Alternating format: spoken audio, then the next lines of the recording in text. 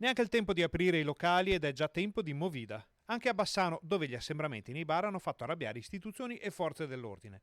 La notizia è arrivata anche a Luca Zaia, che ammette di essere preoccupato. Stiamo seguendo, anche con un po' di ansia, non ve lo nego, l'evoluzione di questo anti-lockdown, come qualcuno lo chiama, no? Di questa apertura importante che c'è stata.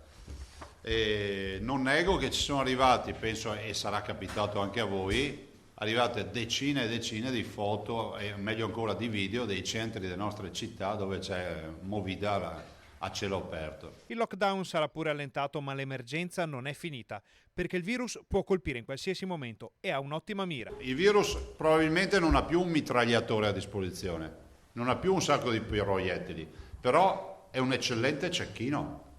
Gli basta un proiettile per colpire una persona. Se qualcuno sta coccolando l'idea, galvanizzato dal fatto che sia aperto, galvanizzato dal fatto che comunque legge da qualche parte che la sua piscina è aperta, che la palestra è aperta, che la spiaggia verrà aperta, che il bar sotto casa è aperto, che il ristorante viene aperto o quant'altro, e dice, beh, finito tutto, vi dico che siete sulla strada sbagliata.